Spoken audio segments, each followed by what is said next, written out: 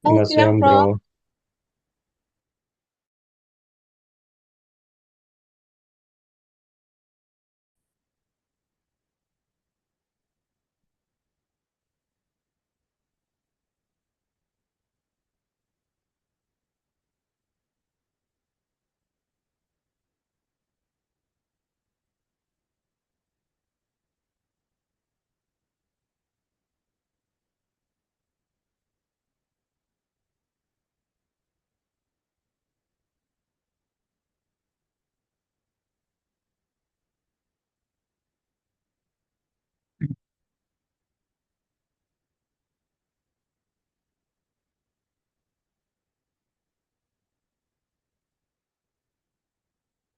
Mana udah cukup istirahatnya?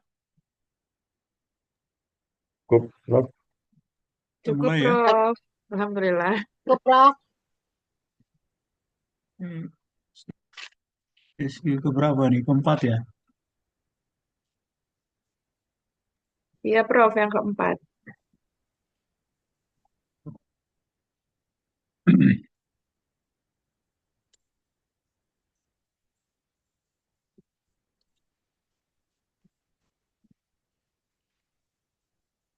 Ya, baik kita mulai. Assalamualaikum warahmatullahi wabarakatuh.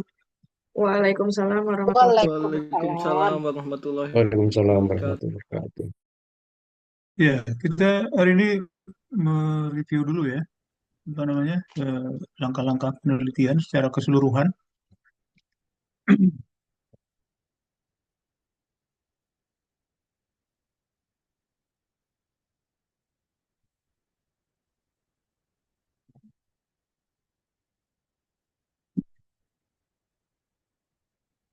Ya, nanti minggu depan kita bicara tentang analisis data. Kita apa, eh, lihat secara keseluruhan langkah-langkah dalam penelitian.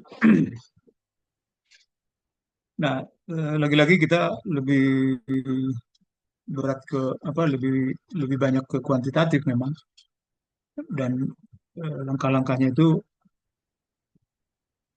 sebelumnya kita bandingkan dengan kualitatif. Langkahnya itu sudah tetap gitu ya.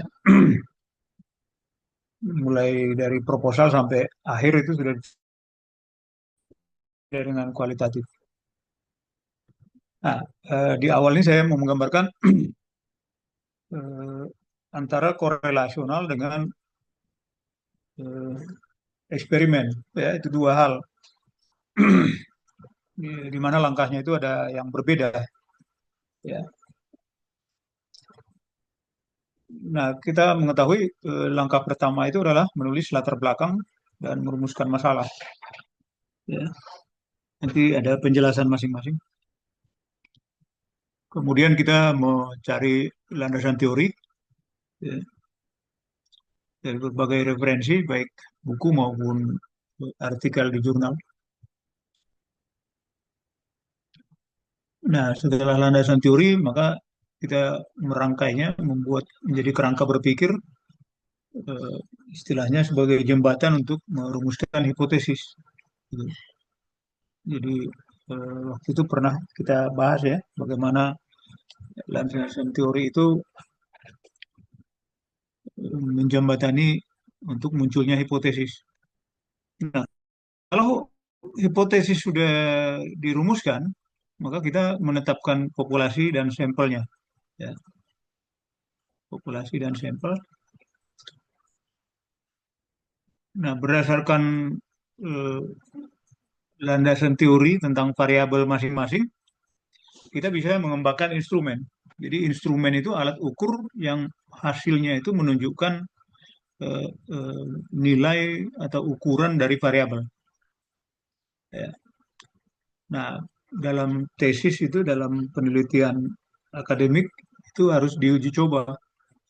Instrumen yang dikembangkan oleh mahasiswa harus diuji coba dulu. Gitu. Ya. Nah, setelah itu baru langkah berikutnya kita ke lapangan, pengumpulan data. Nah, ini korelasi itu langsung pengumpulan data. atau juga disebut ex post facto ya, bahwa kejadiannya sudah terjadi, maka dilakukan pengukuran, pengumpulan data, analisis data, kesimpulan dan saran. Jadi ini langkah-langkah yang secara umum berlaku di penelitian.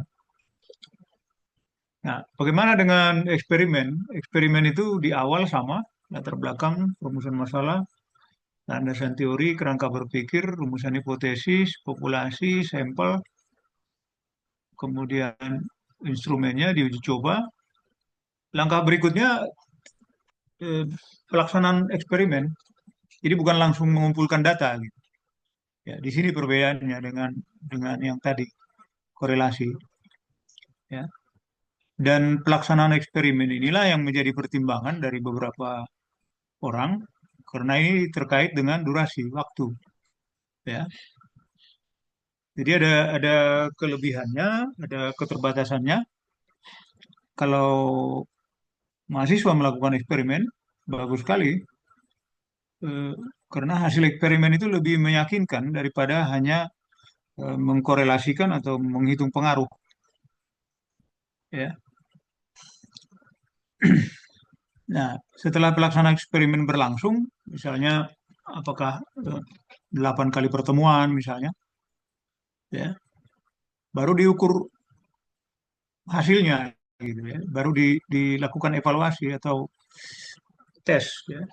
Apakah setelah eksperimen itu ada perubahan, ada perbedaan dari tanpa perlakuan. Jadi ada pengumpulan data itu eksperimen dulu, gitu.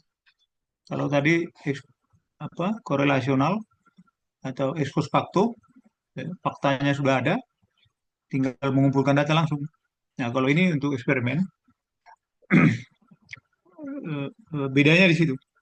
Ya, pengumpulan data, baru analisis data, baru kesimpulan.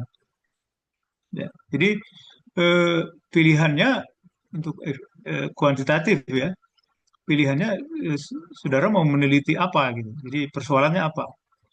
Kalau mau mencobakan sesuatu yang baru, katakanlah metode pendekatan atau penggunaan media tertentu, itu yang paling pas itu eksperimen.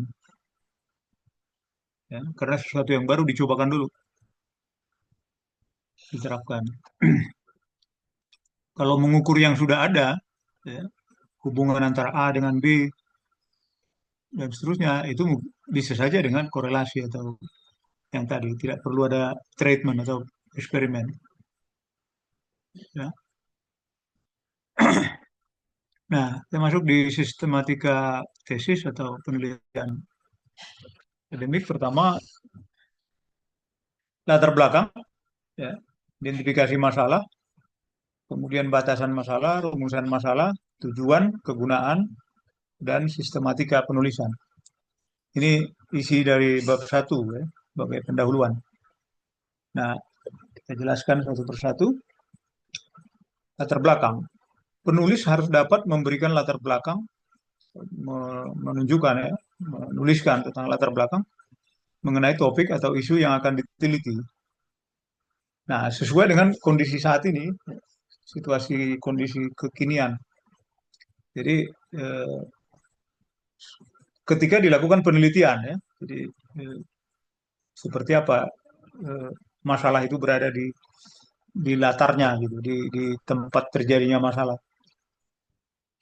Penulis harus memposisikan topik yang akan diteliti dalam konteks yang lebih luas. Ya, waktu itu masih ingat gambar yang saya berikan dulu. Yang di tengah itu adalah variabel utamanya, maka yang luas itu yang banyak mengelilingi itu yang disebut konteks yang lebih luas. Ya, jadi jangan pernah meneliti variabel x1, x2, y, tapi yang dibicarakan langsung x1, x2, y saja gitu. Padahal ada x1 A, ada x2, x3, x4 dan seterusnya. Ya. Jadi gambarkan dulu topik yang mau diteliti ini dalam lingkup yang lebih luas. Karena kita menyadari bahwa banyak faktor yang mempengaruhi hasil belajar misalnya atau karakter siswa. Nah, itu diperkenalkan dulu, disebutkan dulu ya faktor-faktor itu. Nah, yang Berikutnya, pada bagian ini tampilkan secara ringkas hasil penelusuran literatur terkait dengan teori dan temuan penelitian sebelumnya. Ini sebenarnya sekilas saja, jadi jangan jangan langsung fokus ke teori, itu nanti di bab 2. Ya. Boleh satu dua dimasukkan supaya terlihat posisi dari permasalahan itu. Ya. Makanya disebut secara ringkas saja. Ya.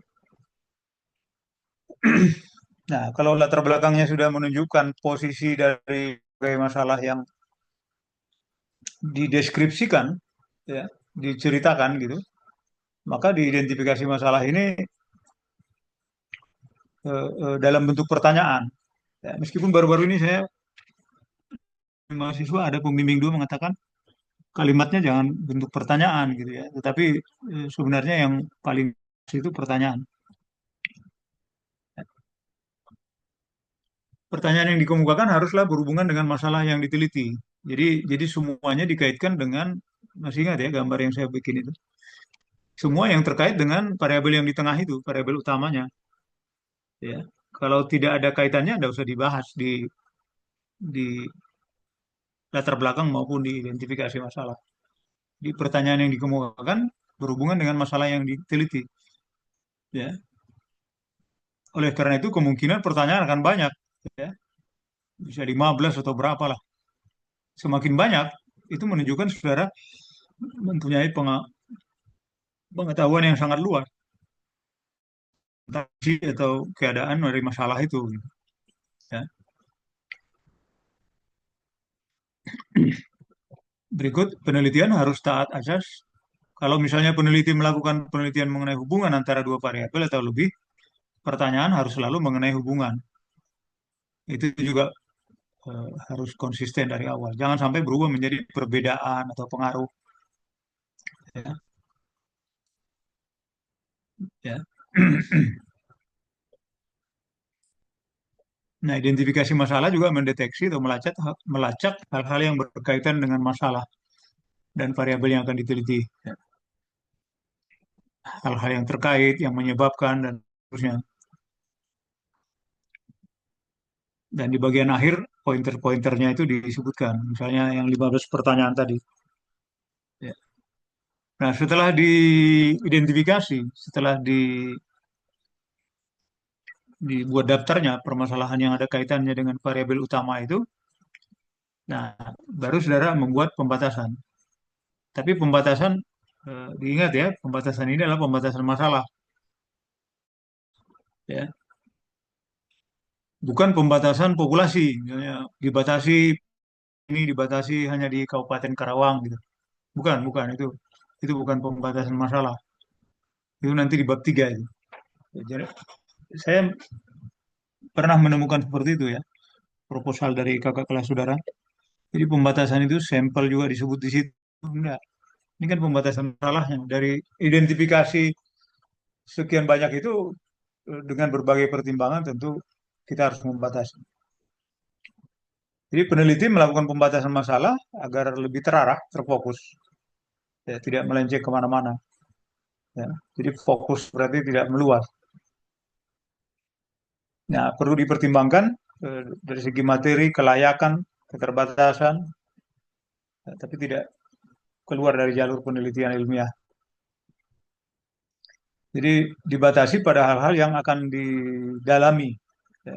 Katakan penelitian itu mendalami sesuatu yang secara umum masih di permukaan. Ya. Nah, setelah selesai mengidentifikasi masalah, dilanjutkan dengan membatasi dari sekian banyak masalah, dibatasi pada hal-hal yang menurut saudara pengaruhnya kuat, menurut dugaan saudara, ya, kita berlogika ya. Misalnya hasil belajar itu bisa juga dipengaruhi oleh kegiatan ekskul misalnya. Ada yang mengatakan seperti itu. Tetapi apakah kita sepakat bahwa ekskul itu pengaruhnya lebih tinggi dari lebih penting atau lebih besar pengaruhnya dibandingkan dengan metode pembelajaran yang diterapkan guru misalnya.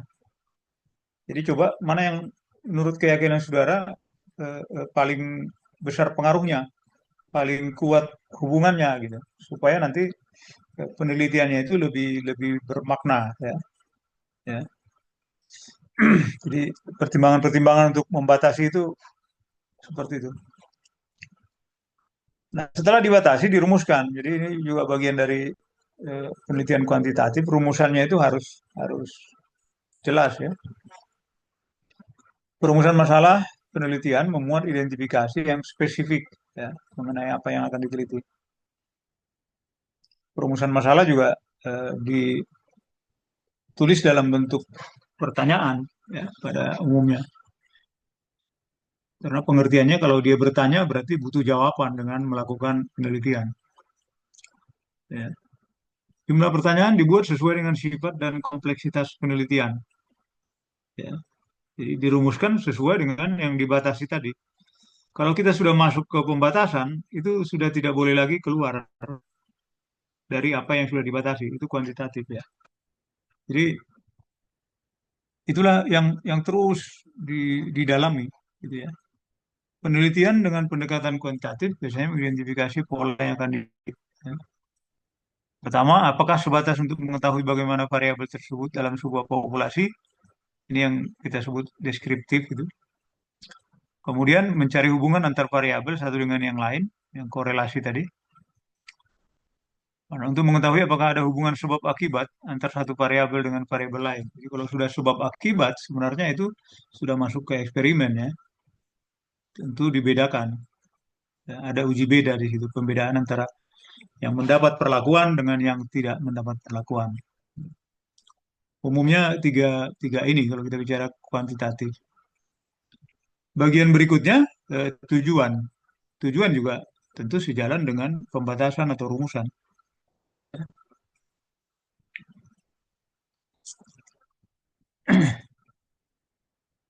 Diarahkan untuk menguji hipotesis ya. Nanti akan muncul di hipotesis, tapi belum belum disebut hipotesis. Ya, tujuannya untuk mengetahui. Jadi polanya itu sudah baku lah katakan kalau kuantitatif ini. Nanti kita menyebut hipotesis setelah membaca teori-teori yang terkait dengan variabel itu. Baru kita bisa mengatakan hipotesis. Ya, dengan tujuan itu kita diarahkan untuk mendalami dulu teori-teori tentang variabel. Kegunaan penelitian, ya, memberi gambaran mengenai nilai lebih atau adanya kontribusi dari hasil penelitian. Ada beberapa aspek dari manfaat atau kegunaan ya, dari segi teori, dari segi kebijakan, dari segi praktek, kemudian manfaatnya dari segi isu serta aksi sosial. Ya. Dan hasil penelitian ini diharapkan bermanfaat. Nah, bedanya tujuan dengan kegunaan atau manfaat. Kalau tujuan, ketika hipotesis sudah diuji dan ada jawabnya, apakah hipotesis A yang diterima atau hipotesis nol yang diterima, itu tujuan sudah selesai, sudah itulah jawabannya. Ya. Tapi kegunaan bedanya setelah itu apa? Setelah tujuan tercapai, jawaban dari hipotesis sudah ada berdasarkan analisis data lapangan. Nah, hasil penelitian ini bisa digunakan untuk apa? Itu kegunaan. Selanjutnya bagaimana gitu? Bahwa tidak digunakan oleh orang lain misalnya itu berarti pada tujuan. Ya, itu bedanya. Seringkali istilah tujuannya apa, kegunaan apa gitu. Jadi pembandingnya itu memudahkan kita memahami. Menurut saya seperti itu. Ya. Jadi tujuan itu sudah tercapai, sudah selesai tujuan dari penelitian ketika sudah ada kesimpulan.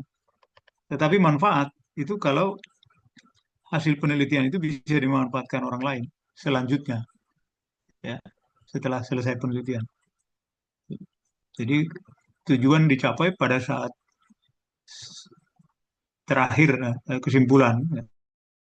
Tetapi manfaat atau kegunaan itu setelahnya mau dimanfaatkan untuk perbaikan mutu pembelajaran atau mengubah metode atau pendekatan yang lebih baik misalnya atau memilih media yang itu manfaatnya ya. Nah, sistematika penulisan tesis seringkali ini juga ditampilkan di bab satu, ya, untuk apa, mendapat gambaran nanti bab berikutnya tentang apa gitu. Biasa biasa juga dilakukan dalam penulisan buku seperti ini.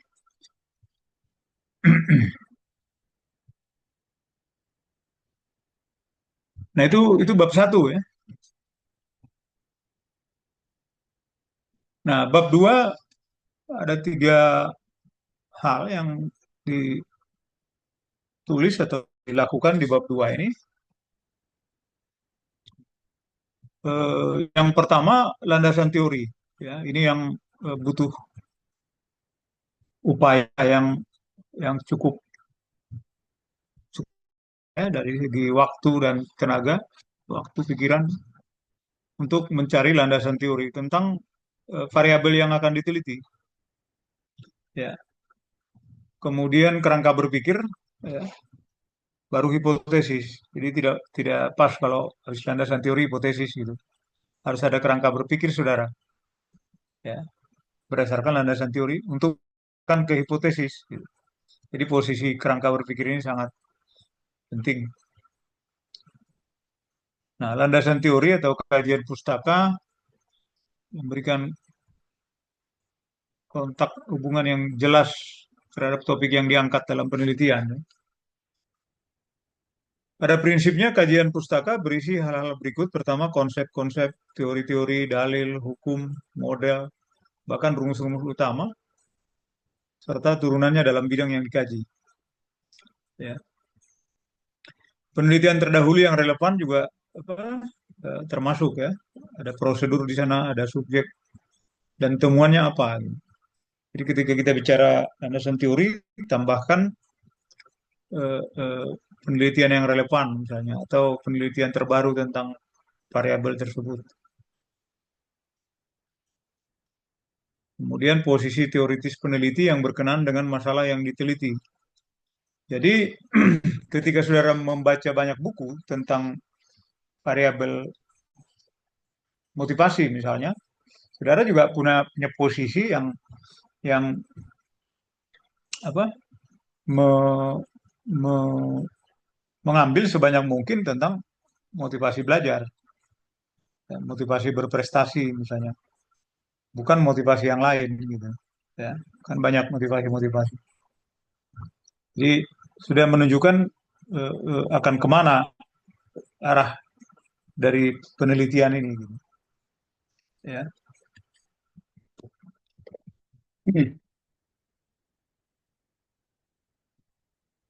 Nah, tesis itu lebih bersifat analisis, mencakup isu-isu metodologis, teknik penelitian, dan juga topik-topik yang berkaitan dengan penulisan tesis. Adapun persyaratan penulisan tesis dengan penelitian kajian pustaka, penulis sudah mengetahui teori yang berasal dari pemikiran yang mutakhir dan teori yang mewakili aliran utama terkait topik yang diteliti.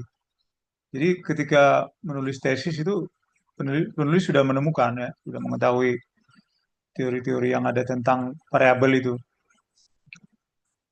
Juga penulis sudah mampu mengkaji penelitian terdahulu yang berkaitan dengan bidang yang diteliti. Ya. Penulis juga harus sudah mengetahui rujukan atau penelitian yang dikutip secara berulang oleh para ahli atau akademisi lain yang berkaitan dengan bidang yang diteliti. Jadi ada rujukan yang sering dipakai, itu juga perlu diketahui oleh penulis atau peneliti. Bahkan sampai nama-nama ahli yang mengemukakan teori yang berkaitan juga dicatat oleh peneliti ya, sebagai referensi. Nah ini minggu lalu apa udah kita bahas ya, kerangka berpikir itu dia menggambarkan pola hubungan antar variabel atau kerangka berpikir peneliti sendiri yang akan digunakan untuk menjawab masalah penelitian berdasarkan kajian teoritis sebelumnya. Jadi bukan mengulangi teori, tetapi merangkum, mengambil eh, poin-poin yang ada di dalam teori itu dan hubungannya dengan variabel yang satu dengan yang lain.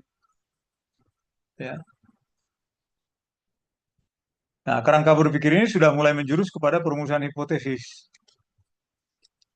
Ya, bentar.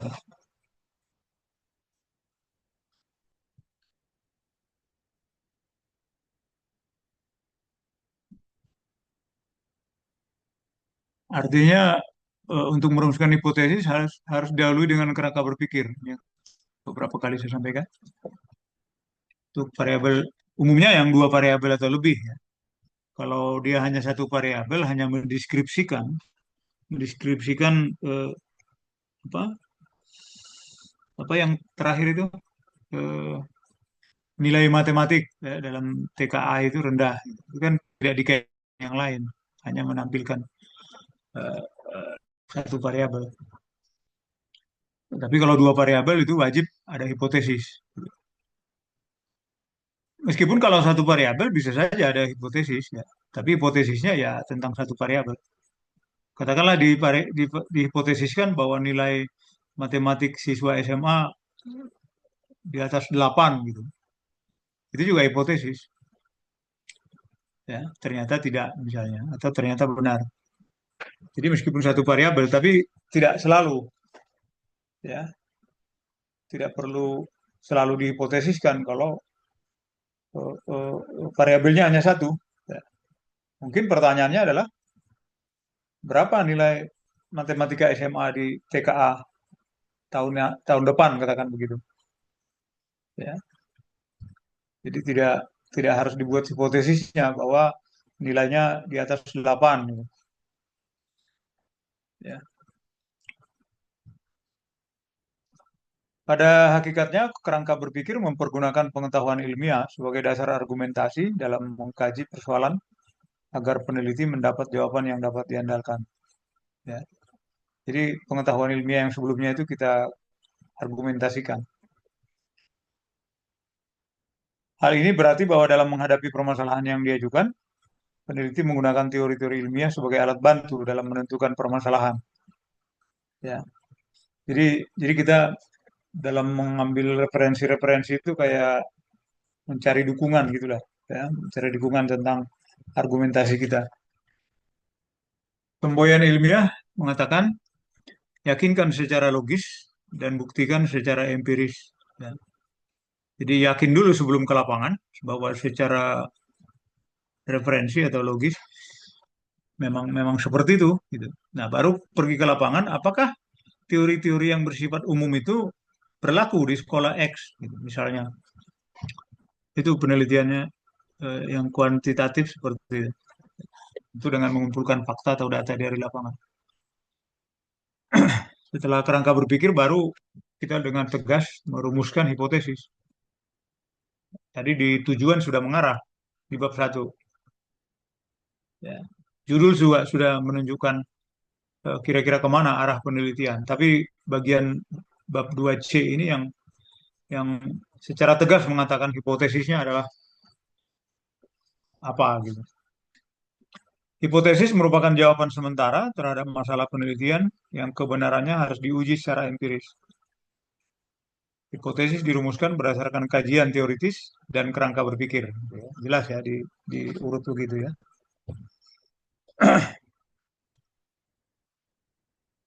Rumusan hipotesis harus menggambarkan hubungan antara dua variabel penyebab dan variabel akibat. Ya. Variabel apa?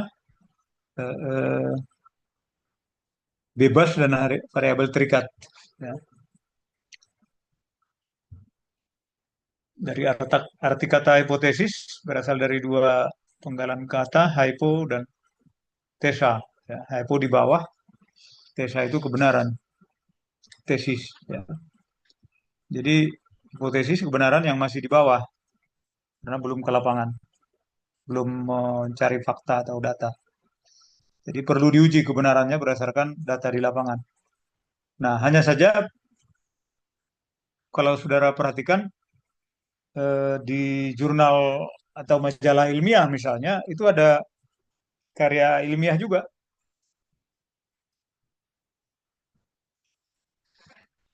disebut sebagai penelitian pustaka. Gitu. Jadi kalau penelitian pustaka itu tidak harus tidak mengambil data ke lapangan, tetapi eh, kalau sudah lihat artikel di jurnal atau majalah ilmiah begitu, bukan hasil penelitian, itu kesimpulannya itu ya sebenarnya dalam dalam aspek penelitian itu masih hipotesis, tapi karena dia tidak tidak ke lapangan, maka hipotesis yang ditulisnya itu sudah kesimpulan.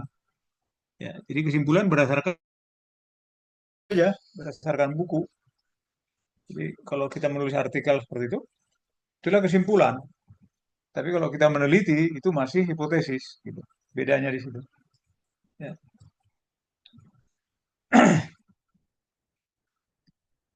Kemudian atau sebelumnya ada pertanyaan sampai bab 2?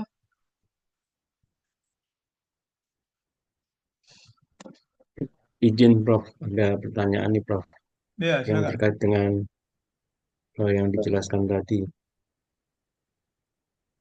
Yang pertama itu kaitannya dengan eh, kutipan ya. Kutipan Apa? tadi, kutipan atau citing itu. Oke, Tentang ya. teori-teori itu, satu pertanyaannya adalah caranya bagaimana, kemudian apakah diurutkan berdasarkan tahunnya untuk mendukung teori-teori kita gitu. Kemudian yang berikutnya itu terkait batasannya tadi ya, batasan apa tadi ya? Eh, ini tadi yang utamanya kan bagian tengah atau yang bagian X-nya atau variabel utama. Kemudian yang saya tanya tadi batasannya itu berapa? Apakah tidak ada batasan semakin banyak variabel pendukung tadi semakin bagus gitu. Dua pertanyaan itu. Satu lagi mengenai materi, Prof. Materinya itu yang di LMS itu baru sampai di validitas dan reliabilitas. Kemudian yang materi yang disampaikan kemarin sama hari ini belum ada, Prof. Makasih, Prof. Oke. Eh, ya, kalau mengutip teori-teori memang di daftar pustakanya harus urut ya, harus diurutkan ya.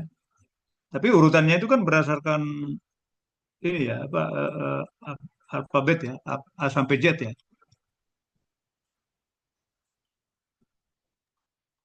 Nah, kalau bicara tentang tahun, eh, itu ketentuannya coba dilihat. Kalau tidak salah itu 10 tahun terakhir ya.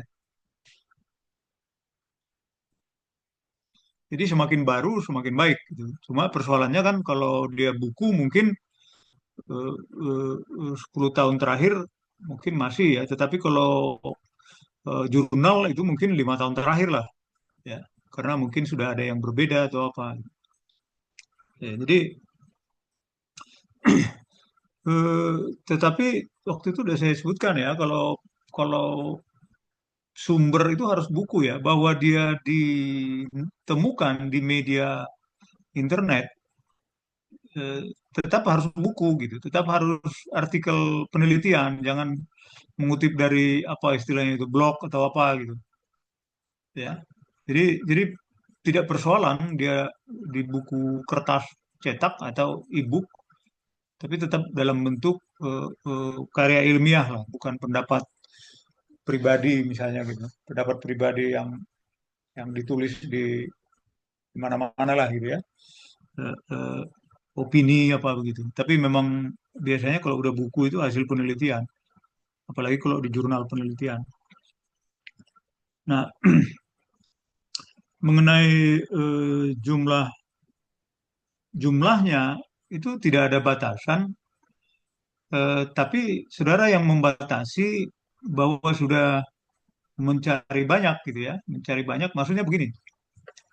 Kalau saudara meneliti tentang apa misalnya Pak Tuh, saya belum belum baca ini.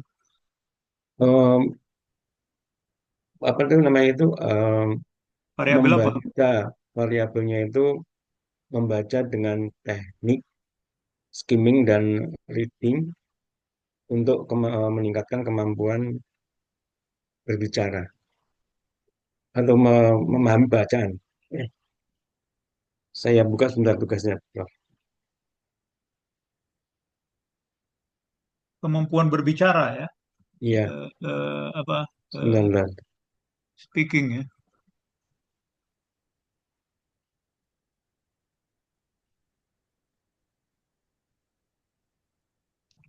Saya skip dulu aja, Prof. Nanti saya munculkan untuk apa namanya eh, tugas yang saya kumpulkan, Prof. Nanti Iya, saya misalnya buka dulu. satu variabel dulu. Satu variabel apa? Masih ingat? Oh, ini teknik membaca dengan skimming satu Skimming. variabel. Skimming ya, Oh, skimming dan scanning itu ya. scanning betul. Iya. Misalnya begini. Eh, Bentar. Katakanlah ini contoh saja. Sederhananya begini. Eh, Teknik membaca skimming itu ada banyak pendapat misalnya ya. Misal aja apa bisa dipahami. Ada banyaknya berapa ya? Katakanlah ada 7 ya. Ada 7 buku yang menjelaskan tentang bagaimana teknik skimming itu. Oke, ya. Ya, Dari 7 ini kelihatannya 4 yang pertama itu sejalan, mirip atau identik gitu loh pendapatnya mereka yang 4 ya. Nah, kemudian yang 2 juga sependapat tapi beda dengan yang 4. Sampai di sini paham maksudnya? paham, Prof. Paham. Ya, 4 berpendapat bahwa skimming itu seperti ini, ada 2 yang berpendapat bahwa skimming itu seperti itu gitu ya, beda. 4 Beda. dengan 2 ini beda, tapi mungkin tidak kontras lah ya, tapi dia lebih menekankan apanya gitu. Kemudian ada satu lagi berbeda lagi dari yang 2. Jadi ada 3 kelompok, 4, 2, 1 ya kalau saya kelompokkan itu eh, eh, saudara bisa melihat pendapat mereka, menganalisis pendapat mereka, ada 3 pendapat ini gitu kan. Nah, mencari lagi yang lain sudah sama dengan yang kelompok 4, sama dengan kelompok 2, sama dengan kelompok 1 gitu. Nah, itu berarti sudah cukup. Berarti ada 3 aliran ini dalam dalam teori-teori atau konsep Teori. tentang skimming kan gitu ya. Nah, kalau saudara menemukan seperti itu contohnya ya, mungkin yang 4 ya, mungkin dikutip 3 atau 2 saja gitu. Kan saudara mau melihat pengertian skimming atau teknik membaca seperti ini dari berbagai perspektif ahli kan. Betul. Nah, kalau ada 3 yang melihat dari perspektif yang berbeda, 3 kelompok itu sudah cukup, sudah kaya gitulah gitu. Jadi jadi itu menjadi kaya. Jangan sampai misalnya ya, jangan sampai misalnya saudara hanya mendapatkan 4 dan semuanya seragam gitu Pak. Oh, Itu baik, kan, baik. iya kan? Jadi apa nggak ada yang lain misalnya? Belum tentu juga ada, tapi cari sebanyak mungkin yang mirip. Mungkin nggak bertolak belakang, pengertian skimming kan nggak mungkin bertolak belakang kan. Jadi scanning gitu misalnya kan. Tetapi sudut pandangnya agak berbeda gitu. Ya, di situ kita menganalisisnya Pak. Oh, Jangan-jangan baik. dari 4 itu 2 itu mengutip dari yang 2 sebelumnya bukunya. Bisa saja kan? Gitu. Kira-kira gitu ininya apa caranya menemukan bahwa tapi sudah dicari dulu gitu ya, dicari ternyata bukan ketemu 1, 2, 3, oh berarti udah cukup 3 gitu, enggak. Siapa tahu ada 5 tentang motivasi misalnya, itu sangat banyak. Misalnya seperti itu. Jadi cari dulu, sudah terlihat ada pengulangan, oh ini sama dengan ini kelompok ini. Nah, itu udah udah menjadi apa? Sinyal bahwa oh berarti dari sepanjang yang saya cari referensinya kecenderungannya yang 3 ini yang mutar-mutar apa yang bergantian. Mungkin itu ya yang bisa saya ini. Kalau Ya, mengenai bahan baik, tadi Prof. Terima kasih. belum saya share ya. Nanti Belum, deh, belum. nanti deh saya ini. Terus terang Baik, saya baik. pernah sampaikan, ini kan saya mengajar di 2 prodi ya. Saya eh, eh, saya juga mengusulkan sebenarnya tujuan dari mata kuliah ini ada di semua prodi kan sama sebenarnya, menyiapkan sederhananya itu menyiapkan eh, eh, mahasiswa siap untuk menulis tesis sesuai dengan apa eh, eh, kriteria yang benar lah gitu. Cuma saya perhatikan memang judul-judul pertemuannya beda gitu. Makanya mungkin kalau saudara cermati lagi tidak persis sama gitu. Tapi saya berharap semua pertemuan ini sudah melengkapi, sudah sudah sudah cukup lengkap lah untuk saudara menyiapkan tesis gitu. Ya. Di prodi bahasa Indonesia pertemuan hari ini ada, tapi di prodi bahasa Inggris saya lihat nggak ada gitu. Mungkin kalau dicermati lagi apanya RPS-nya agak berbeda, saya kira nggak apa-apa. Saya sedang mendorong supaya satu fakultas kita ini sama gitu loh. Kan tujuannya sama, kenapa materinya jadi masing-masing gitu kan? Apalagi bahasa Indonesia, bahasa Inggris kan sama-sama bahasa. Bahasa. Ya, nanti itu berproses lah. Ya, ada lagi yang lain? Ya, makasih Prof. Kita lanjutkan ya. Bab 3. Metodologi penelitian ini eh, tolong diingat ini teknis ya. Jadi eh, pertama waktu dan tempat, waktunya di mana, eh, lokasi penelitiannya. Sorry, waktunya kapan, berapa lama, ya, dijabarkan itu. Tadi kalau di eksperimen nanti eksperimennya berapa pertemuan atau berapa minggu dan seterusnya. Kemudian desain penelitiannya, populasi sampel, teknik pengumpulan data, ini ada penjelasannya nanti. Variabel penelitiannya apa ditegasin lagi, ya. Meskipun di judul itu sebenarnya sudah terbaca, tapi karena ini akan teknis kepada instrumen, ya, variabelnya 3, instrumennya berapa, teknik analisis datanya bagaimana nanti kalau datanya sudah terkumpul dengan instrumen itu, bagaimana kita menganalisis. Nah inilah yang kita bahas waktu itu, kuantitatif itu dari proposal itu sudah fix. Ketika ke lapangan tinggal menjalankan. Nah kalau kualitatif bedanya ketika di lapangan masih dimungkinkan berubah gitu. Ya.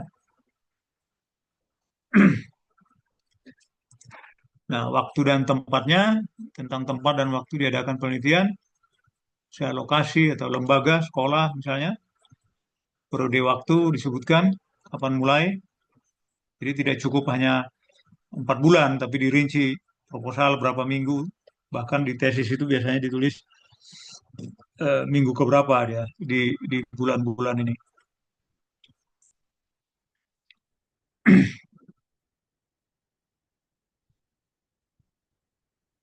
Pertimbangan memilih partisipan, tempat penelitian perlu dipaparkan. Nah, ini yang masih jarang ya. Eh, eh, Ketika saudara meneliti di SMA Negeri 1 misalnya, ya mestinya menyebutkan kenapa di sana. Gitu. Jangan jangan juga menyebutkan karena dekat dengan rumah. Nah, itu kan eh, eh, tidak sesuai. Jadi kaitannya dengan variabel gitu loh. Ya, kaitannya dengan variabel, jangan kaitannya dengan eh, rumah sendiri, rumah tempat tinggal gitu. Enggak, jangan. Itu tidak ilmiah, ya. Itu namanya penghematan atau kedekatan gitu. Ya. Kalau misalnya ini contoh kita pakai kejadian di SMA Negeri 72 Jakarta. Kalau penelitian saudara itu mau menggali tentang dampak bullying terhadap sikap dan perilaku siswa, nah mungkin itu salah satu calon tempat penelitian yang tepat menurut saya, gitu loh. Ya, eh, misalnya yang saya tahu di sekolah yang pernah saya bina itu ya di apa, Sekolah Cinta Kasih Suci. Ya, kalau saudara mau meneliti bagaimana membentuk karakter siswa di sekolah, misalnya variabelnya itu pembentukan karakter, ya. Mungkin sekolah itu menjadi tempat yang apa yang salah satu lah yang tepat karena di sana pembentukan karakternya sangat kuat. Gitu. Nah, banyak sekolah banyak eh, eh, penelitian-penelitian kakak kelas saudara itu tidak tidak menyebutkan itu gitu. Jadi random gitu kalau bahasa sekarang itu. Ya. Kalau itu dijelaskan, oh, itu sangat bagus sekali. Ya, misalnya pengaruh kemampuan ekonomi orang tua terhadap prestasi belajar gitu. Nah, saudara sengaja mencari sekolah yang prestasinya sangat baik, padahal dia di lingkungan masyarakat yang kurang mampu gitu. Wah, itu ada kaitannya gitu lah. Ya, jadi tidak random begitu saja. Mau di sekolah mana terserah gitu. Ya, jadi pertimbangan yang bawah ini pertimbangan apa? Memilih partisipan ya, tempat penelitian. Wah, itu kalau di, di dibuat seperti itu bagus sekali gitu. Itu maksudnya nih, ya. Ya. Terutama tempatnya atau lokasinya. Kalau waktu itu menyesuaikan lah. Ya.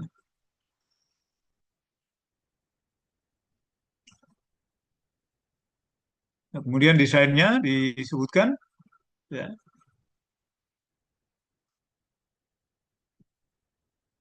ya, misalnya berupa survei apa korelasi, eksperimen itu disebutkan juga di bab 3. Jadi bab 3 ini sangat teknis ya.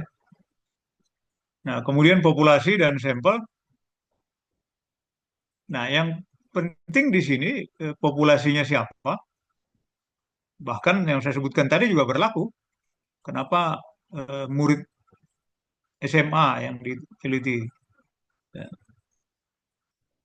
karena penelitiannya misalnya menyangkut kesiapan siswa untuk masuk perguruan tinggi, misalnya kan.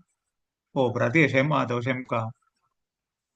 Jadi ada alasan khusus gitu. Itu justru semakin apa menarik dan terarah gitu. Ya. Kemudian jumlah sampelnya, ya, dan bagaimana menghitung sampelnya, ya, bagaimana keterwakilannya, representatifnya harus ditunjukkan. Nah, ada satu yang saya berharap eh, teman-teman menghindari ya. Ini tadi di awal saya sebutkan bab 3 itu teknis ya. Jadi janganlah kita mengutip lagi populasi adalah gitu ya.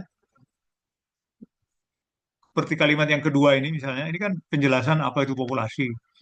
Tapi di bab 3 apa di bab 3 tesis itu enggak usah apa Suharsimi Arikunto menyatakan bahwa sampel adalah di sini bukan berteori, bukan pula menulis buku tentang metodologi, bukan gitu loh. Jadi sudah sangat teknis. Populasi penelitian ini adalah siswa SMA negeri di Kabupaten Bekasi, tambahkan alasannya kenapa misalnya. Jadi jangan mengutip eh, eh, eh, pengertian-pengertian lagi di bab 3 gitu. Kenapa nggak di awal apa waktu adalah gitu kan. Tempat adalah enggak ada, tapi giliran populasi kok masih masih ada gitu loh. Proposal kakak kelas saudara itu kok memberi pengertian tentang seperti bab 2 lagi. Yang perlu dikasih teori-teori itu bab 2 karena dia variabel yang perlu didukung oleh teori. Tapi kalau populasi itu justru yang lebih penting itu kenapa populasi yang diteliti itu seperti itu. Maksudnya kenapa populasinya itu yang dipilih? Kenapa sampelnya sekolah ini yang dipilih? Alasannya ada. Itu yang penting, bukan bukan pengertian-pengertian lagi. Ya, itu tidak diperlukan di bab 3 itu. Ya. Tapi kalau populasi misalnya saudara bisa punya data bahwa populasi penelitian ini adalah seluruh sekolah SMA di Kabupaten Karawang yang jumlahnya sebanyak 215. Nah, itu bolehlah itu dikutip dari data Dinas Pendidikan setempat misalnya atau dilihat dari Dapodik misalnya. Itu ada bisa bisa dikutip tapi bukan pengertian populasi yang jelaskan gitu. Ya, ini ada catatan juga, sampel dalam survei dipilih acak dari unit populasi. Ya, misalnya disebutkan bahwa sampelnya adalah 100 orang yang dipilih secara random dari 500 orang populasi. Jadi teknik atau cara dan jumlahnya itu jumlah dan cara pengambilan sampelnya itu disebutkan. Nah, kalau dia eksperimen, dipilih satu kelas eksperimen dan satu kelas kontrol. Ya, jadi saya mau jelaskan begini ya. Kalau eksperimen, ya, tadi Pak apa tadi variabel Y-nya tadi kemampuan berbicara ya, kemampuan berbicara misalnya. Eh, Metodenya satu membaca dengan skimming, satu scanning gitu tadi. Kalau tidak Eh, salah ya Pak. ini sudah ketemu filenya nih. Judulnya itu pengaruh minat baca, teknik scanning dan teknik skimming terhadap hasil belajar bahasa Inggris siswa SMP gitu, Prof. Maksudnya dua teknik ini dibandingkan atau bagaimana? Pengaruhnya aja, efeknya pengaruh, Prof. Hanya Iya, kira-kira caranya gimana tuh? ini ada tiga X, satu Y, Prof. Saya juga Iya, belum paham ini. Maksudnya apakah boleh banyak ini atau bagaimana belum begitu paham, Prof. Masih bingung. bukan maksudnya gimana? Bukan kalau 3X ya bisa aja, makin banyak Hmm. makin bagus. X satunya apa? Pengaruh X satunya pengaruh minat baca. Minat baca yang X satunya minat baca. Ya, Kemudian X 2-nya teknik scanning. ya. X 3-nya teknik skimming. Oh, Y-nya hasil belajar. ya, yang saya bayangkan itu saudara mau eksperimen itu. Iya betul, larinya ke seperti itu. Jadi kelas, ya ini yang mau saya jelaskan misalnya ya kita pakai contoh itu ya. Iya, Nanti kalau minat belajar itu bisa jadi variabel yang lain, tidak harus itu tidak dieksperimenkan kan. tanpa Nah, eksperimen. yang dieksperimenkan itu, yang dilakukan treatment itu kan eh, metode membacanya kan. Betul. Nah,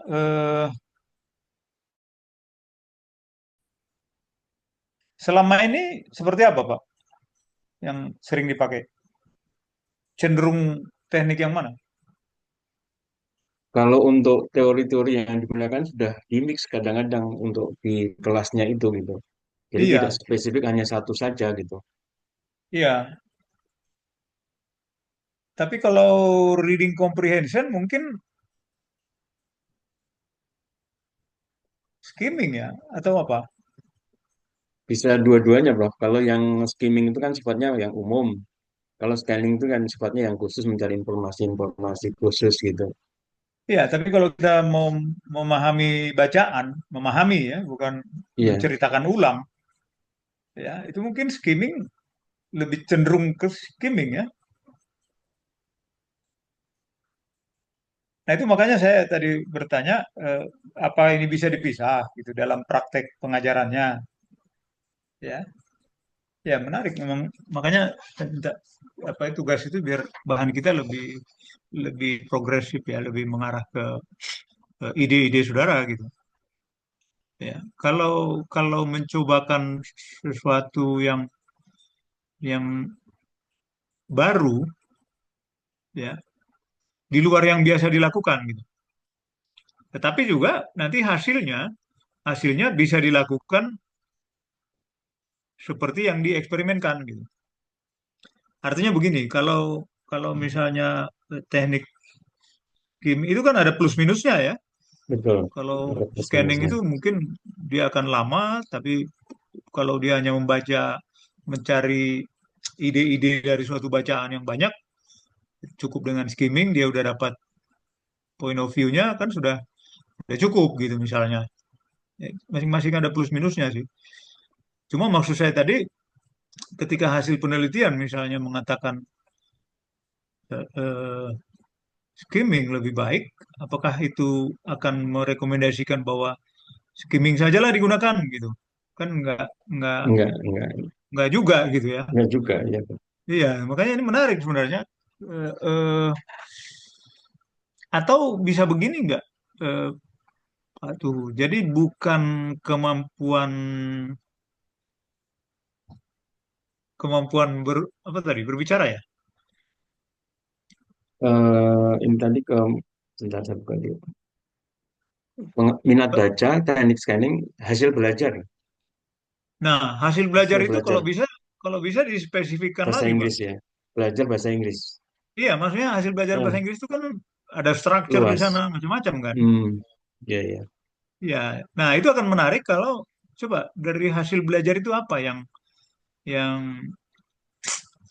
apa komponennya apa aspek-aspeknya hasil belajar apa kalau bahasa Inggris semuanya kan writing reading Ya, comprehension apa speaking listening gitu ya.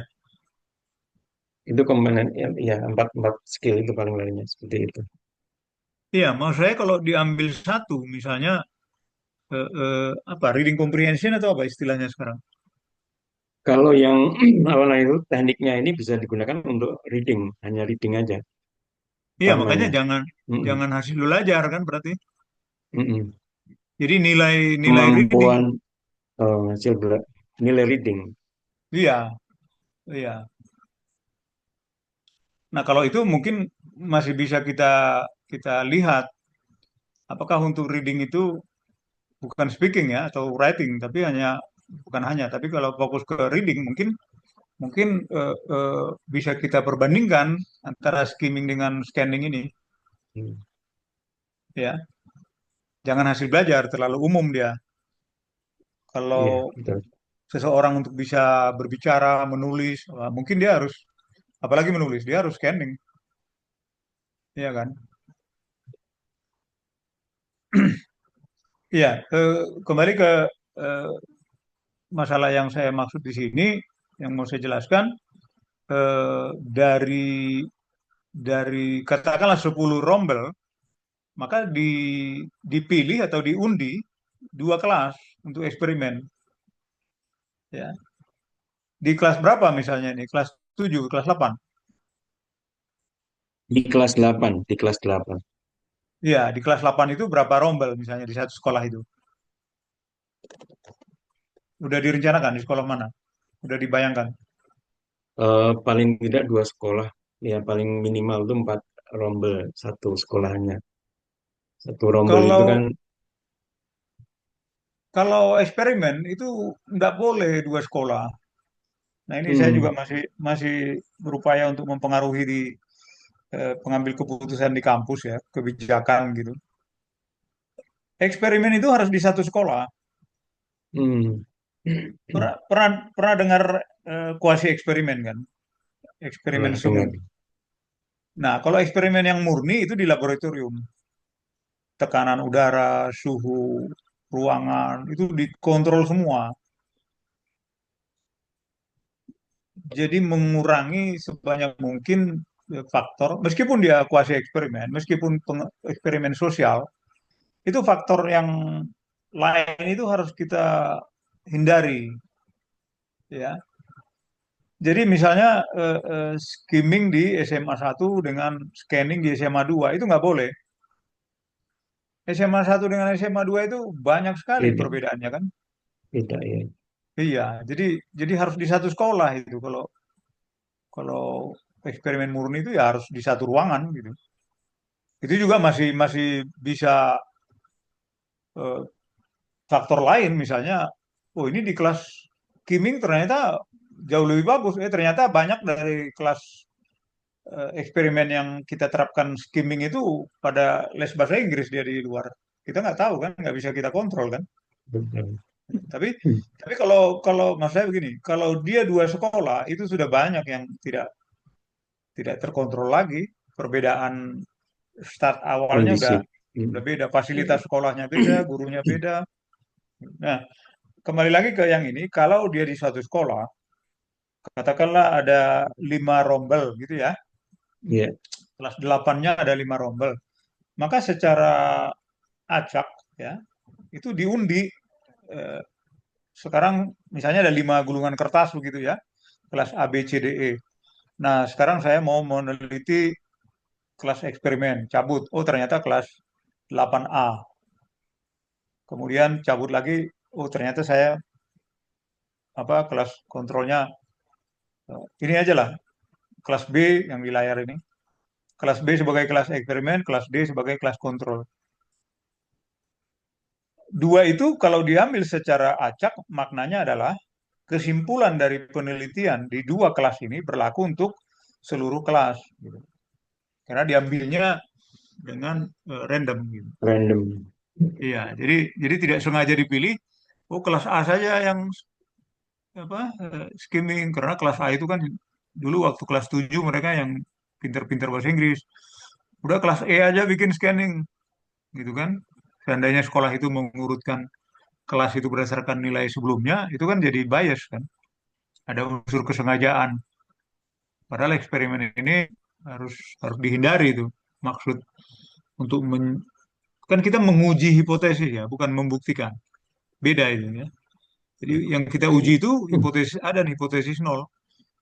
Satu dari antara dua itu punya peluang yang sama untuk diterima atau ditolak. Ya, jadi nah yang mau saya tambahkan juga eh, ketika kelas B menjadi kelas eksperimen, muridnya 36 orang. Kelas D juga muridnya 36 orang.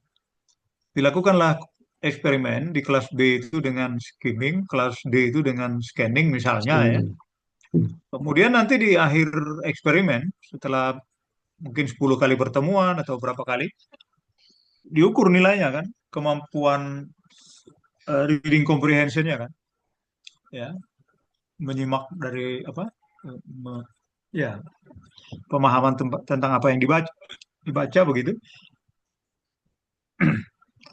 Nah, murid di kelas B yang 36 orang itu diuji semua. Jangan lagi dicari sampel dari satu kelas itu 20 orang gitu. Enggak. Itu Ya. kelas full. Iya, semua satu kelas itu karena semua murid di kelas itu kan mendapat perlakuan yang sama. Jadi pemilihan sampel dalam hal eksperimen yang disampel itu adalah kelas, bukan orang, bukan siswa. Beda dengan yang di atas, yang survei, ya, ya. Kalau membagi kuesioner terhadap siswa kelas 8, maka setiap kelas 8 A, B, C, D, E ada perwakilan. Misalnya setiap kelas 20 orang, karena 5 rombel maka 100 orang. Bagilah instrumen itu, ya. Bagilah angket itu atau apa namanya, kuesioner itu.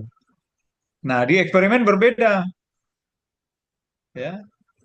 Di eksperimen itu setelah dipilih kelasnya secara random sampling, kelas B dan kelas D yang dijadikan tempat eksperimen, maka yang dinilai, yang dites, yang diuji kemampuan membacanya, semua murid di kelas B dan semua murid di kelas D. Tidak ada lagi sampel di situ, gitu.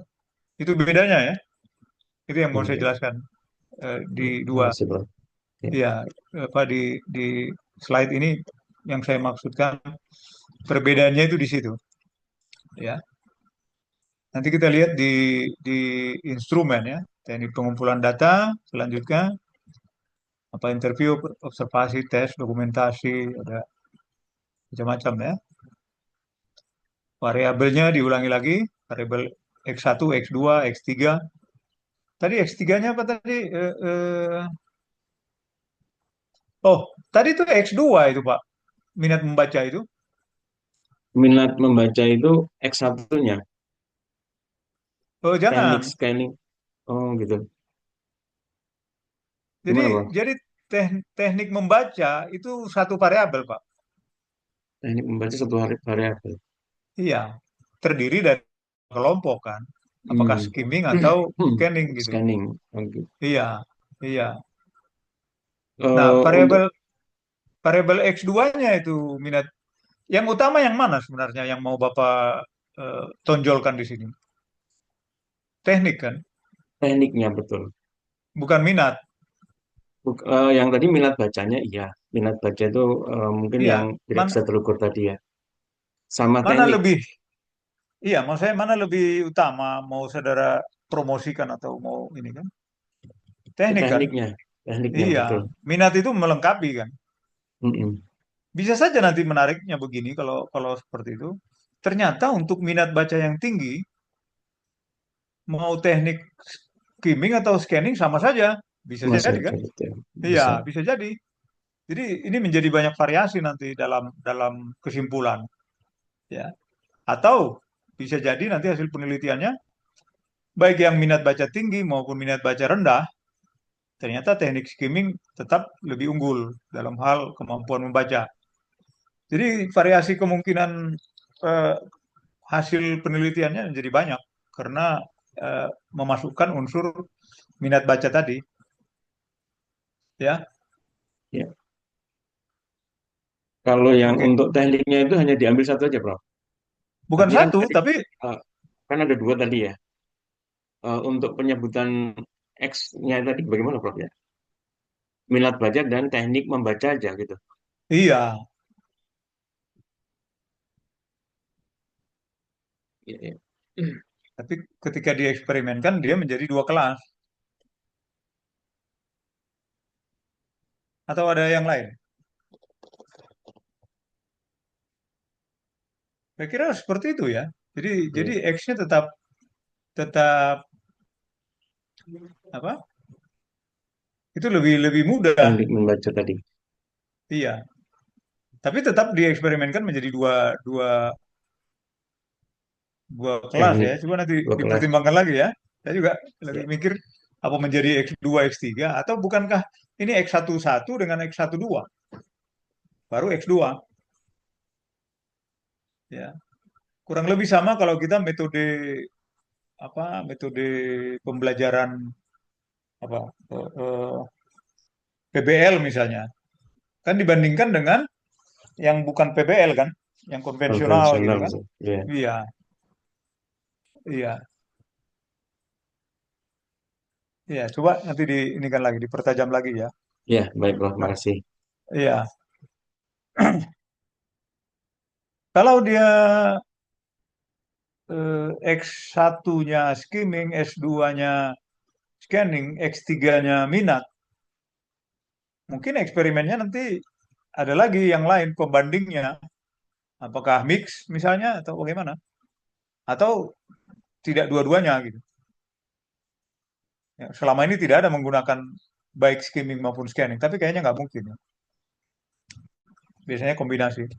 Gitu ya, Kombinasi. coba nanti. Ya, siap, siap. Ya, makanya Makasih kita ya. diskusi, nanti kita berdalam lagi, makin makin mengerucut, makin tajam. Nah, ini disebutkan variabel lagi, ya. Nah, kemudian instrumen, nanti saya kaitkan lagi dengan eksperimen. Coba sebentar. Oh ini, ada di belakang. Nah, instrumennya disebutkan, ya, kisi-kisinya, nanti instrumen lengkapnya dilampirkan. Jangan di bagian bab 3 itu kisi-kisi saja terlampir instrumen lengkap, ada ada kuesioner, ada tes, ya. Kalau kalau dia berupa tes, tentu soal-soalnya dimunculkan, ya, dimunculkan. Nah, saya mencatat bahwa kalau dia berupa hasil belajar membaca misalnya ya, eh, eh, dan di sekolah itu sudah ada instrumennya, sudah ada hasilnya, mungkin bisa lebih bagus itu digunakan. Jadi tidak membuat soal baru, kemudian menyelenggarakan tes tersendiri dalam rangka penelitian gitu. Ya. Khusus untuk tes tes itu kalau memang dia sudah digunakan berkali-kali dan valid, saya menawarkan itu bisa digunakan. Ya. Tentu guru yang membuat tes itu sudah pengalaman dan sudah ahlinya di situ, kita meyakini itu. Gitu. Ya. Nah ini perbedaan lagi dengan korelasi dan eksperimen itu. Bapak Ibu. Untuk penelitian korelasi, instrumen penelitian diperlukan untuk setiap variabel, ya. Jadi misalnya satu instrumen untuk minat baca, satu instrumen untuk kemampuan menulis. Misalnya variabelnya itu dua itu. Nah, untuk penelitian eksperimen, instrumen penelitian hanya diperlukan untuk variabel utama. Ya, kalau X1-nya hanya satu ya, ya maksudnya gini, pengaruh teknik skimming dengan teknik scanning terhadap eh, eh, kemampuan membaca. Ya. Nah, yang diperlukan adalah instrumen untuk mengukur kemampuan membaca, gitu loh. Teknik skimming dan teknik scanning itu diterapkan, bukan diuji. Ya, itu ke kelebihan atau kemudahan lah, kalau saya bilang. Tadi kesulitan atau kesulitan. Ya, yang menjadi dipertimbangkan kalau dia eksperimen adalah waktu kan, waktunya lebih lama pelaksanaannya, tetapi instrumennya lebih sedikit. Kalau misalnya teknik membaca saja yang menjadi variabel X, maka yang dinilai, yang diukur adalah kemampuan membaca. Ya. Tekniknya nggak dinilai bahwa itu dilaksanakan sesuai dengan perencanaan, iya harus. Gitu. Jadi eh, kadang ada juga, nah ini kembali lagi pengalaman saya membimbing tesis itu metode atau treatment atau perlakuan eksperimen itu katanya dinilai dengan observasi. Ya terus untuk apa? Untuk dibandingkan kemana lagi? Ini kan kita mengukur ini karena hasil pengukuran akan kita olah, akan kita analisis kan. Ya, jadi instrumennya eksperimen itu lebih sedikit gitu lah. Memang waktunya lebih banyak, jadi ada plus minusnya lah. Ya, ada pro kontra. Nah, terkait eh, eh, judul yang Pak tuh sampaikan tadi itu ada minat belajar, minat membaca ya. Itu diukur juga, Iya, itu diukur juga. Tapi untuk membandingkan yang minatnya tinggi dengan minatnya rendah, rendah. iya, atau mengkorelasikan ya, pengaruh minatnya itu dengan hasil belajar, ya, hasil membaca. Jadi eh, eh, bisa membandingkan, bisa mengkorelasikan. Makin tinggi minat tentu makin tinggi hasil belajar. Hanya persoalan yang utama adalah teknik kan. Makanya dieksperimenkan karena ada bicara teknik. Ya. Ya.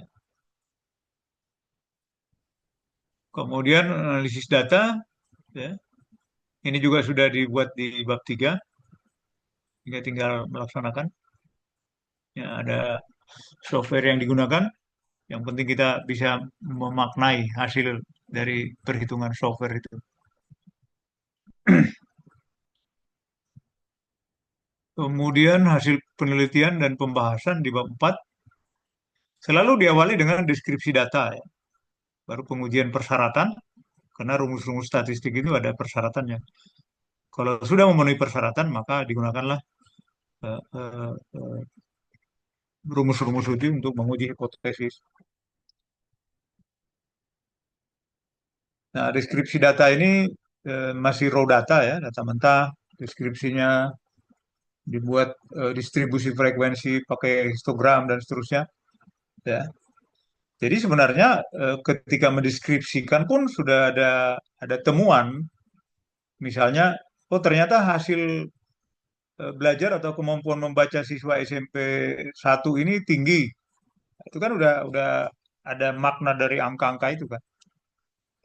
Ya. Atau kalau dideskripsikan data dari yang hasil skimming dengan scanning, oh ternyata hasilnya berbeda gitu. Kita belum menguji hipotesis, tapi sudah menjelaskan secara umum dulu gitu. Ya, yang data tertinggi ya, nilai tertinggi, terendah, rata-rata, standar deviasi gitu ya, itu bisa ditampilkan.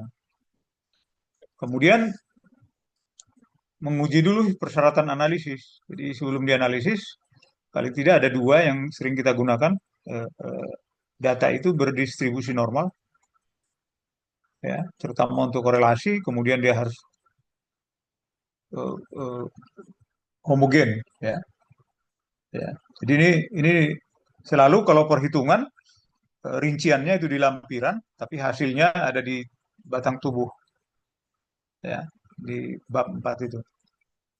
Nah, kemudian setelah setelah itu baru kita menguji hipotesisnya. Ya.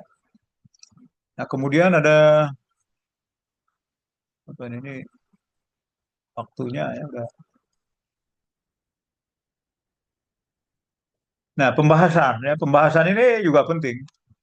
Ya, tapi belum belum kesimpulan gitu ya. Jadi kalau hasilnya seperti ini maknanya apa? Ya, memang dalam bentuk apa deskripsi ya, menggambarkan bahwa ini masih panjang lebar, namanya juga membahas ya pembahasan. Nah, terakhir baru kesimpulan. Kalau kesimpulan itu sudah lebih tegas ya.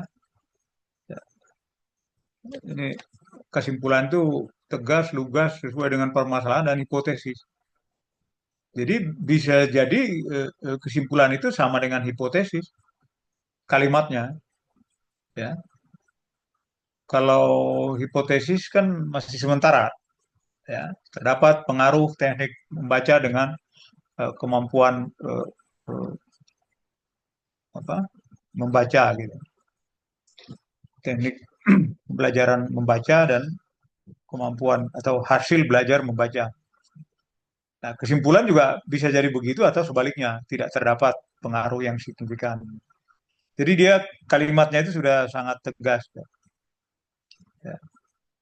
Nah, kesimpulan itu bukan rangkuman. Jadi ketika ya kata dasarnya simpul ya, jadi tidak melebar kemana-mana. Ya.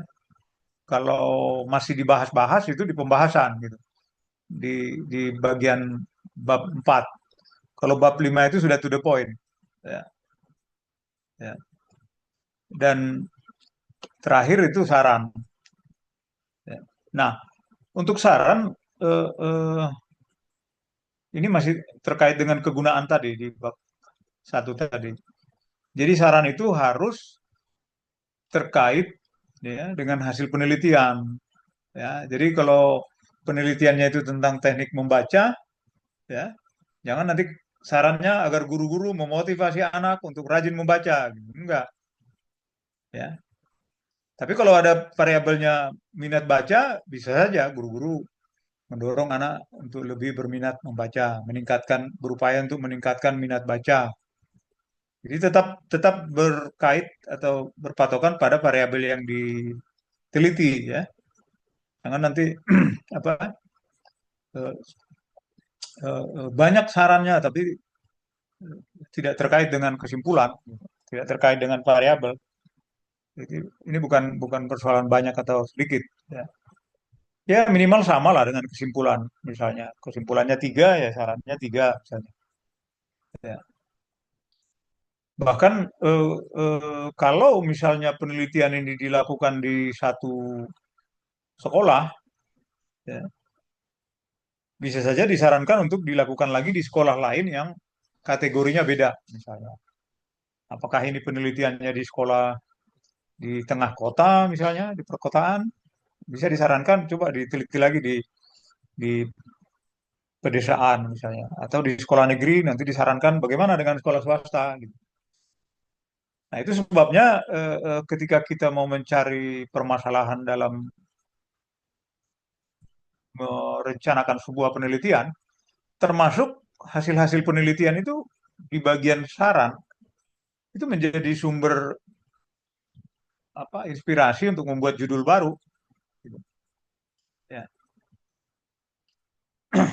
Apa, kalau penelitian itu misalnya survei atau kuesioner dibagi hanya di sedikit sekolah, meskipun kesimpulannya sudah ada, bagus sekali kalau peneliti ini juga menyarankan supaya survei atau kuesioner itu nanti dalam penelitian berikutnya bisa dibagi dengan jumlah sampel yang lebih besar. Atau kalau eksperimen kayak teknik skimming dan scanning tadi, misalnya hasil penelitiannya tidak berbeda, ya, tidak ada perbedaan yang signifikan dari hasil penelitian teknik skimming maupun scanning, di mana eksperimennya dilakukan selama 2 bulan misalnya. Nah, peneliti bisa menyarankan supaya dilakukan penelitian yang lebih lama, mungkin 3 bulan atau lebih. Gitu. Itu itu menarik gitu ya. Saran yang konstruktif lah, objektif tetapi mengakui keterbatasan, tetapi juga mendorong orang lain untuk melanjutkan. Ya, karena eksperimen itu eh, eh, kalau sangat singkat belum tentu berbeda, belum tentu ada perubahan. Sama lah kalau orang mulai olahraga belum tentu langsung 2 minggu langsung sehat gitu, atau orang ke gym gitu ya, senam gitu, 2 minggu langsung mau turun 5 kilo gitu kan misalnya, kan nggak mudah gitu, ya. Jadi itu saran itu pertama harus terkait dengan variabel, yang kedua eh, langkah baiknya kalau mendorong untuk penelitian lebih lanjut, ya. Saya kira itu ya. Nanti masuk daftar pustaka, tadi disampaikan biasanya urutan ya, A, A sampai Z gitu. Itu gampang lah secara teknis. Baru lampiran-lampiran tadi itu, instrumennya di situ, perhitungan lengkap mengenai persyaratan analisis, kemudian analisis data juga ada di lampiran. Begitu ya, eh, Bapak Ibu, untuk Iya, baik, Prof. temuan hari ini. Nanti saya coba buka-buka lagi tuh tugas-tugasnya, belum saya coba. Kalau masih ada yang belum, nanti saya cek lagi ya. Saya belum cek, ada yang terlambat, apa? Ada yang baru kirim dan sebagainya. Nanti saya info siapa yang belum, supaya segera dimasukkan menjadi bahan diskusi kita. Gitu. Jadi mungkin minggu depan siapa lagi supaya kita diskusi semua ya. Yang lain juga beri pendapat tentang, supaya saling sharing lah, atau bertanya boleh. Ya, saya kira cukup ya. Saya mungkin Ya, ada sesi sesi berikutnya lagi, sesi terakhir ya. Saya juga masih ada kelas satu lagi nih. Baik, terima cukup, kasih Prof. Sudah semuanya. jelas ya. Ya, nanti Makasih, saya Prof. update bahan-bahannya. Baik, terima kasih. Kita akhiri. Wassalamualaikum warahmatullahi wabarakatuh. Waalaikumsalam Waalaikumsalam warahmatullahi warahmatullahi wabarakatuh. Terima kasih, Warahmatullahi wabarakatuh. Prof. wabarakatuh. Thank you, Yuk, Oke, terima Prof. Prof. kasih. Have a nice day, Sehat, Prof. Prof.